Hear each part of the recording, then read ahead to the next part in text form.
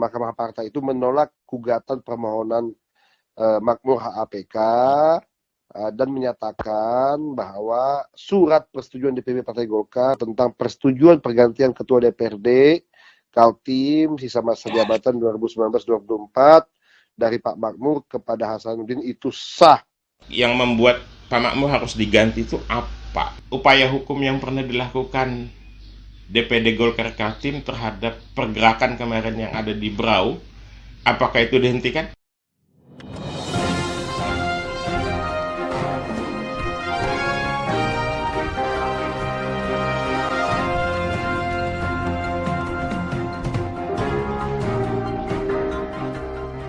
Assalamualaikum warahmatullahi wabarakatuh.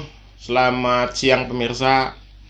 Pemirsa, tadi malam kami dapat informasi bahwa proses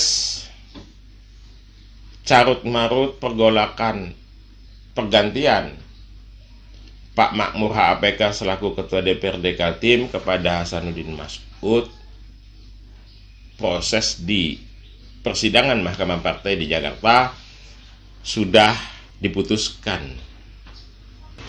Sejak dapat informasi itu, tadi malam kami berupaya untuk menghubungi para pengurus DPD Golkar Kaltim, tapi upaya kami tidak membuahkan hasil. Nah, hari ini baru upaya itu bisa menghasilkan. Bagaimana keputusannya dan apa saja pertimbangan yang melatar belakangi keputusan tersebut? Saat ini kami sudah terhubung dengan Sekretaris DPD Golkar Kaltim, Muhammad Husni Farudin. Assalamualaikum Bung Ayub. Waalaikumsalam warahmatullahi wabarakatuh. Waalaikumsalam. Alhamdulillah. Baik aja nih. Gimana kabar kita? Alhamdulillah baik. Oke. Posisi di Jakarta Ayo. kemarin selesai sidang Mahkamah Partai. Nah, itu juga kenapa kami nelpon nih. Kami dengar info ya begitu kemarin Mahkamah Partai Golkar, khususnya yang kami tertarik ini terkait dengan Ketua DPR Kaltim ya, Pak Makmur HAPK gitu. Infonya sudah diputuskan kemarin, benar ya?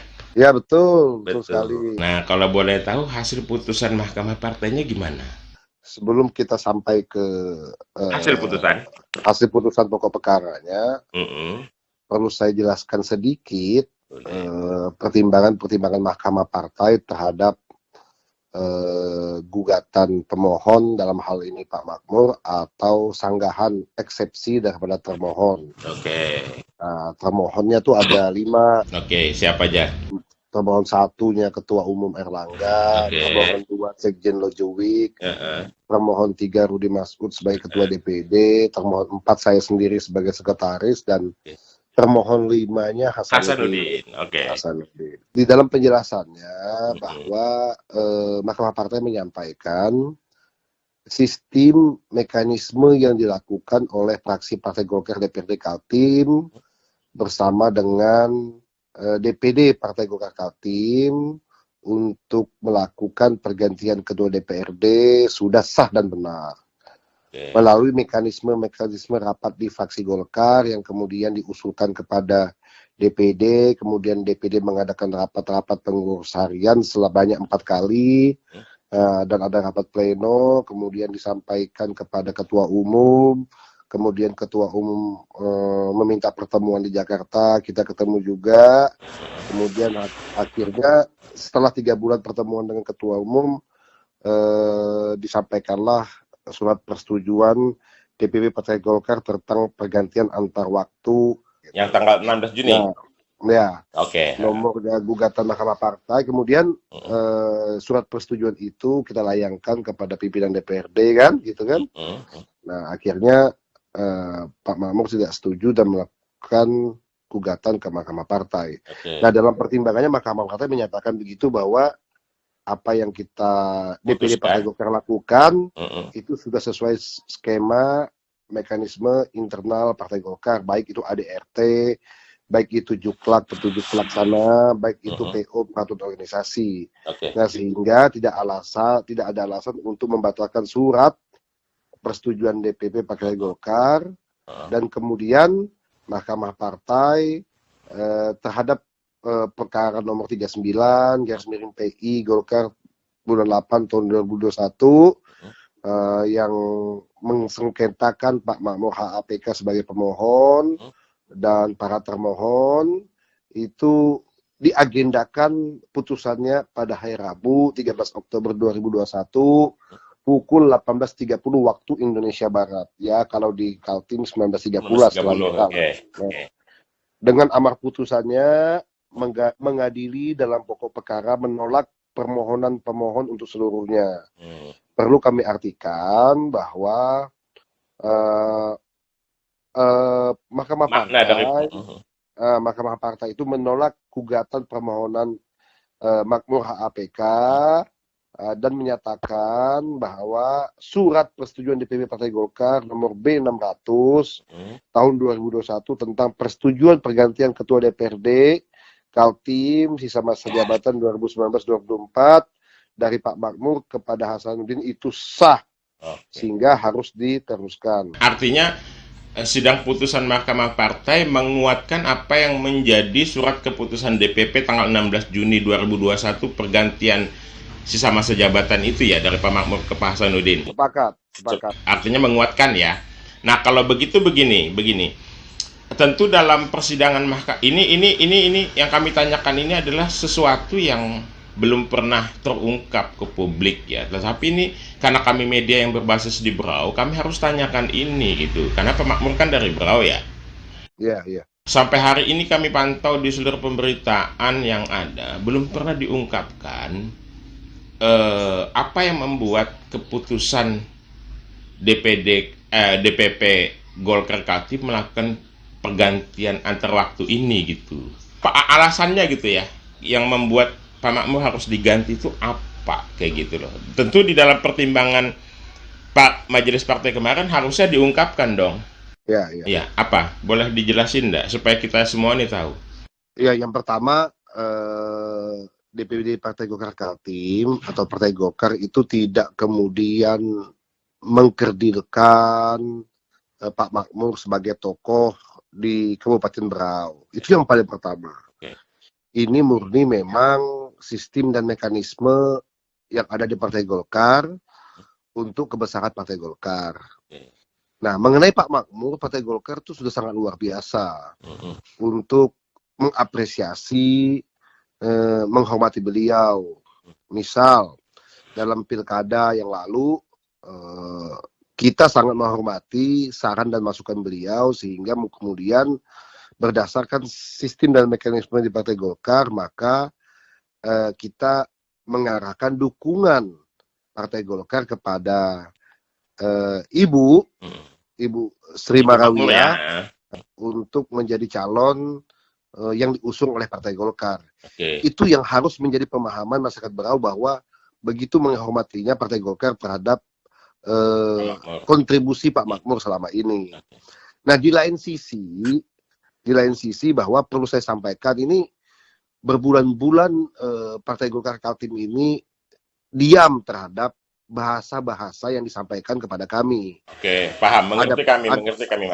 Iya, ada penjoliman terhadap Pak Makmur, kemudian tidak menghargai masyarakat Berau, kemudian konstituennya sudah banyak, kemudian aturan juga di Partai Golkar menyatakan memang beliau yang berhak menjadi ketua DPRD dan lain sebagainya.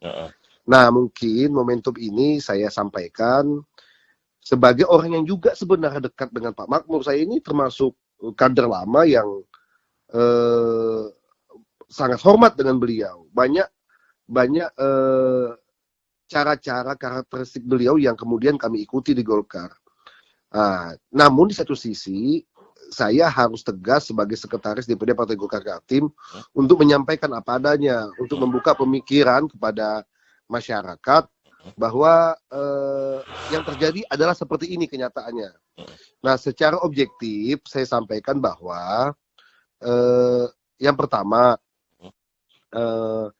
Pak Makmur itu mungkin tidak bisa mengikuti gaya dan style perkembangan yang ada. Oke. Karena memang dibutuhkan ketua DPRD itu yang memang agresif, yang membawa perubahan-perubahan bagi Golkar Kaltim, dalam hal ini Golkar secara umum. Sebab memang faktor usia dan sakitnya beliau kemarin menyebabkan memang beliau agak pasif dalam kerja-kerja politik. Itu juga sebenarnya melatar belakang kami untuk memikirkan bagaimana cara memberikan hal lebih kepada Pak Makmur dengan cara-cara yang tepat. Artinya dengan pergantian ini wujud penghargaan dari Golkar Kaltim lah ya untuk Pak Makmur supaya lebih fokus dan kesehatan beliau, mungkin begitu ya. Iya, sebenarnya itu juga jadi jangan diposisikan kami ini pada posisi yang menilai dari segi pragmatis. Tidak, ini sebenarnya ada nilai keadilan di situ, bahwa beliau dalam keadaan sakit sehingga kita menempatkan beliau pada tempatnya. Menghormati beliau justru lah ya, gitulah kasarnya. Justru menghormati beliau. Kemudian yang kedua, perlu kawan-kawan ketahui, dalam mekanisme Partai Golkar ada hal-hal yang membuat seseorang itu dapat digeser. Yang perlu kita sepakati dulu, ketua DPRD itu adalah alat kelengkapan dewan atau yang kita kenal dengan AKD. Artinya sesuai dengan aturan perundang-undangan, kewenangan penuh di partai. Pimpinan DPRD, ketua DPRD dan wakil ketua DPRD, ketua fraksi, ketua komisi dan segala macam itu termasuk dalam AKD yang sewaktu-waktu dapat digeser oleh partai politik yang bersangkutan. Betul. Kewenangan partai lah ya. Nah, termasuk ketua DPRD itu bisa diberhentikan oleh partai politik yang bersangkutan atas usulannya gitu. Betul. Nah, itu. Cuma memang mekanismenya kenapa diganti itu yang kemudian harus saya jelaskan. Nah, ini yang penting diketahui publik. Why? Kenapa gitu? Ya, yang pertama, Pak Makmur itu bisa dikatakan sangat tidak aktif mengikuti kegiatan-kegiatan partai. Maksudnya?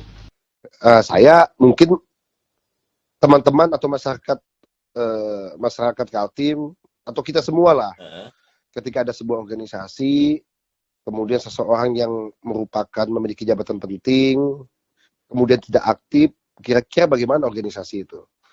Atau teman-teman partai politik yang lain lah. Ketika punya sosok ketua DPRD, kemudian punya sosok jabatan teras di kepengurusan, tapi tidak pernah aktif, apakah diam saja atau melakukan upaya-upaya? Nah, Golkar melakukan upaya-upaya. Dari 100% rapat yang kami lakukan, baik itu fisik dan non-fisik, baik itu offline dan online, mungkin hanya 2 kali saja. Sekitar 10% saja tidak sampai Pak Makmur mengikuti rapat-rapat tersebut. Rapat Golkar atau fraksi Golkar? Rapat fraksi Golkar dan rapat DPD Partai Golkar Kaltim. Oh, dua-duanya ya? Oke. Musda di 10 kabupaten kota, hanya 1 Pak Makmur hadiri, itu pada saat Musda di Kutai Kartanegara. Jadi 9-nya Pak Makmur tidak hadir. Oke. Termasuk yang di Berau ya? Termasuk yang di Berau. Oke. Kemudian yang kedua, rapat pleno yang pertama di Hotel Selika, pembagian SK kepengurusan, program-program kerja, beliau tidak hadir, padahal rapat yang pertama. Dan rapat-rapat selanjutnya tidak hadir. Di rapat fraksi Golkar juga tidak hadir. Nah, kemudian... Tapi apakah ketidakhadiran beliau baik di rapat fraksi, rapat pengurus Golkar, kemudian Musda, itu sudah terkonfirmasi nggak sebabnya? Ini sudah 2 tahun ini perjalanan. Kalau kemudian baru-baru saja dikondisikan untuk beliau tidak hadir, itu baru ini 2 tahun. Pada masa baru dibentuknya Golkar Kaltim, setelah Musda Golkar Kaltim sampai dengan sekarang juga jadi di sidang itu terkonfirmasi semua. Mengenai bukti-bukti rapat, absensi rapat, saksi-saksi yang menyatakan dan lain sebagainya. Artinya di Mahkamah Partai kemarin sudah terang benderang ini apa buktinya ya, pembuktian ini? Ya. Oke. Saksi dari kedua belah pihak, bukti dari kedua belah pihak, itu semua terkonfirmasi gitu. Terus pihak Pak Makmur ada menjawab nggak soal ketidakhadiran bukti ini?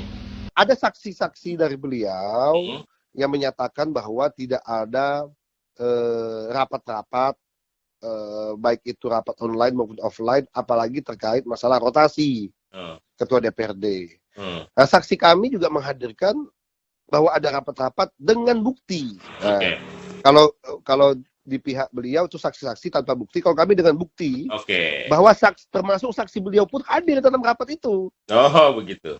Terkonfirmasi. Jadi lucu juga ya. Iya. Nah, itu mengenai daftar hadirnya. Kemudian yang ketiga mengenai kontribusi. Saya juga tidak pernah menyaksikan kontribusi yang maksimal dari beliau, baik itu pemikiran dan lain sebagainya. Terakhir, iuran wajib sebagai kader partai politik yang masuk dalam fraksi Golkar juga beliau tidak berikan. Jadi ini, walaupun ini saya ingatkan sebetulnya kepada teman-teman, apalagi politikus, bahwa tugas kita adalah sebagai anggota DPRD adalah kepanjang tanganan partai yang memang memiliki kewajiban. Mau Anda berkonflik, mau Anda tidak, sepanjang Anda mendapatkan hak-hak sebagai anggota dewan, hak-hak sebagai anggota dewan, kewajibannya juga harus diberikan. Oh iya Pak. Nah itu. Nah, dari semua rangkaian yang saya sampaikan, sudah berkesimpulanlah bahwa fraksi Partai Golkar DPD Kaltim, DPD Partai Golkar Provinsi Kaltim, maupun DPP Partai Golkar Kaltim untuk merotasi beliau. Tidak mengganti beliau sebagai anggota DPRD. Tidak memberhentikan. Artinya beliau tetap sebagai jadi anggota DPR, cuman tidak lagi menjadi ketua, kan? Tidak menjadi ketua, agar mungkin tidak aktifan beliau itu karena faktor-faktor personal. Bisa mungkin sakit dan lain sebagainya. Memang karena beberapa waktu lalu kita lihat beliau memang sempat dirawat di rumah sakit. Nah, apakah kemudian DPD Partai Golkar Kaltim tidak pernah melakukan komunikasi? Sudah, sangat melakukan.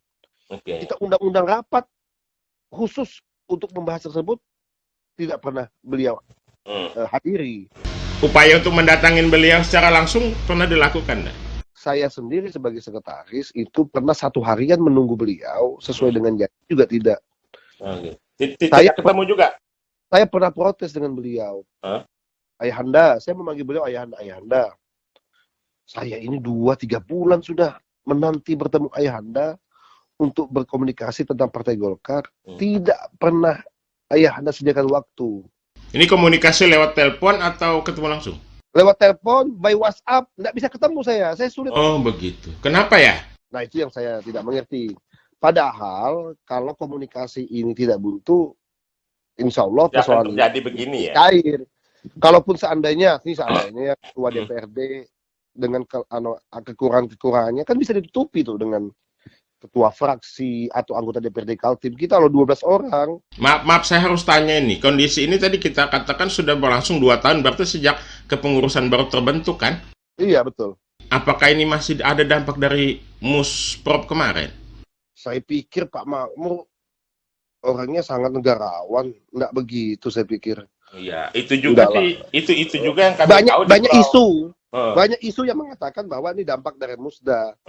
Tapi tidak. Kalau saya lihat, karakter Pak Makmur bukan begitu kok, ya kan? Mungkin saya lihat sih ada faktor personality, mungkin masalah kesehatan tadi beliau. Yang kedua memang faktor Pak Makmur sebenarnya orang birokrat, bukan orang politis. Oh iya betul, betul. Beliau jadi asisten, jadi wakil bupati, jadi bupati, semuanya birokrat. Bupati dengan kemampuan birokrat yang mumpuni. Masuk ke dalam wilayah politik yang memang harus berbeda 180 derajat. Betul, pergerakan semua, pun cepat ya, serba. Iya, semua equal antara ketua, wakil ketua dan anggota DPRD itu sebanding. Kolektif kolegial. Sehingga memang nggak ada yang lebih dari yang lain. Mungkin ini yang agak sulit untuk kita masukkan gitu. Oke, Pak. Itu Bang Salam yang menjadi penyampaian saya kepada masyarakat Kaltim, kepada kader-kader Partai Golkar, khususnya kepada masyarakat Berau, bahwa tidak ada niat kami untuk kemudian menjolimi seseorang. Apalagi Pak Makmur yang sudah puluhan tahun ya. Yang seorang yang bernama Pak Makmur. Tapi ini murni daripada sistem dan mekanisme serta strategi Partai Golkar Kaltim untuk menggerakkan roda organisasi dan membesarkan partai. Oke, kalau begitu Nah, saya nanti tanya. kita Saya, nanti saya kita akan eh, anu lagi, nanti kami akan rumuskan lagi eh, apa yang kemudian menjadi apa strategi Pak Makmur ke depan untuk anggota DPRD Kaltim, sama-sama kita rumuskan nanti artinya apa tetap. dan bagaimana. Oke, oke, Ana. Kalau begitu satu saya mau tanya nih, saya penasaran nih. Tadi kan dikatakan ini anggaplah sebagai wujud kasih sayang, sebagai wujud penghormatan Golkar Kaltim kepada Pak Makmur agar beliau bisa fokus dengan kesehatannya lah. Kasarnya gitu lah ya tadi dibilang ya. Ya. Nah, ini kalau dianekdotkan, istilah katanya, orang menyatakan perasaan cintanya tapi ditolak. Anekdotnya begitu. Karena apa? Wujud sayang itu ternyata tidak ditanggapi, ditolak wujudnya, makanya kemudian terjadi gugatan Mahkamah Partai. Bisa dibilang begitu kan? Iya. Cuma memang di Partai Golkar itu agak unik. Eh, Dia memang asas-asas demokratisasi, eh, asas-asas dinamisasi itu memang sangat krusial dipegang oleh seluruh kader. Berbeda dengan partai politik yang lain. Nah, Oke. seseorang aja bisa menggugat ketua umumnya ini. Sayangkan ini kalau di partai politik lain Selesai bisa dipecat, selesai. dipecat Tapi di betul. Partai Golkar kita akomodir keinginan untuk melakukan proses di Mahkamah Partai. Luar biasa memang Dan kita kemudian lakukan itu. Cuma kita mengingatkan bahwa Golkar tentu saja melakukan sebuah keputusan yang tidak dipahami orang di luar Partai Golkar. Oke, Pak. Golkar memahami siapa Pak Makmur. Oke. Kemudian keputusan ini diberikan memang untuk pemahaman itu. Oke. Jangan sampai Pak Makmur merasa bahwa ini sebuah keputusan yang salah. Tidak. Iya. Keputusan partai itu memahami apa yang diinginkan oleh Pak Makmur. Ini kebaikan untuk Pak Makmur gitu. Oke, siap, siap. Gitu. Baiklah. Untuk kesehatan beliau. Nah. Karena apa? Ketidakaktifan beliau ini kami yakini ini karena ketidaksehatan beliau. Dulu luar biasa beliau. Mungkin masyarakat Berau tahu beliau tuh sampai ke pelosok loh datang. Betul. Kami tahu persis yang di Berau ini. Nah, kami juga bingung ketika di Kaltim ini kok nggak aktif sama sekali gitu dalam rapat-rapat, dalam kerja-kerja politik. Nah, sehingga memang perlu perubahan, perlu penyegaran untuk menghasilkan produktivitas partai. Nah, terakhir Bang Salam. Iya. Terakhir Bang Salam, keputusan Partai Golkar ini melalui Mahkamah Partai ini, Bang Salam, itu keputusan final dan mengikat bagi kader Golkar. Oke. Bagi kami DPD, bagi Partai Golkar, termasuk Pak Makmur sebagai pemohon. Dan termasuk DPD Golkar Berau. Termasuk DPD Partai Golkar Berau. Kalau ada DPD Partai Golkar Berau yang tidak sejalan, nah itu layak untuk dipertanyakan karena ini menjadi keputusan partai gitu. Maksudnya layak untuk dipertanyakan ini apakah akan ada upaya lebih lanjut sanksi seperti itu? Kita akan melakukan sanksi-sanksi apabila ada fakta yang menyatakan tidak mengikuti apa yang disampaikan. Apa yang jadi keputusan Mahkamah Partai? Putusan Mahkamah Partai. Oke. Kita akan memberikan sanksi-sanksi secara terukur. Oke. Nah, yang ingin saya sampaikan ini Bang Salam bahwa keputusan ini harusnya kita ikuti. Kita jangan terpengaruh dengan masukan ide-ide dari pihak luar. Karena saya yakin pihak luar itu ada kepentingan dalam kebesaran partai. Ini tidak ada masalah hari ini kita jadi posisi pimpinan, besok kita menjadi anggota itu biasa. Karena aja. Karena besoknya lagi kita bisa menjadi pimpinan lagi. Masalah. Iya, betul. Rotasi kan, makanya juga kalau kita sudah sehat, kita sudah fresh, bisa lagi jadi pimpinan, tidak ada masalah. Oke. Nah, dan Bang Hasan sendiri, kalaupun jadi pimpinan DPRD sama seperti ini kinerjanya, kita akan ganti juga, tidak ada masalah. Oke, artinya bukan. Saya ingatkan kepada teman-teman, kepada masyarakat Kaltim, kalau kinerja Pak Hasan ini sama dengan tidak ada perubahan dengan kinerjanya Pak Makmur, kita akan ganti. Nah, nggak ada masalah bagi kami. Ini sesuatu yang harus kami tanyakan juga, sebab ini juga yang jadi tudingan orang itu. Pak Makmur diganti itu karena Hasanuddin yang merupakan saudaranya Ketum Rudi Masud. Tanggapannya gimana? Nah, jadi gini, di dalam sistem dan mekanisme Partai Golkar yang kemudian saya sampaikan bahwa sudah sesuai dengan aturan yang ada yang disampaikan oleh Mahkamah Partai, itu ada rapat usulan pergantian ketua DPRD tanpa nama. Okay. Kemudian rapatlah antara DPD dan Partai Golkar untuk mengusulkan nama-nama. minimal itu lebih dari 1. Hmm. Nah, dari 12 anggota DPRD, 11 aja yang hadir, karena Pak Makmur tidak pernah hadir, itu kita usulkan nama-nama. Ada nama Pak Andi, ada nama Pak Sarkowi, ada nama Pak Andi Harahap. Perlu Bang Salam ketahui bahwa aturan di Partai Golkar yang menyatakan ketua DPRD itu terpilih karena beberapa syarat, termasuk suara terbesar, pernah jadi anggota DPRD sebelumnya, habis itu pernah jadi pengurus pada tingkatan sebelumnya dan lain sebagainya. Itu sebenarnya tidak terpenuhi oleh semua anggota DPRD Kaltim. Termasuk Pak Makmur sendiri ya? Pak Makmur itu tidak pernah jadi pengurus DPRD. Suara terbesar tapi tidak pernah jadi anggota DPRD.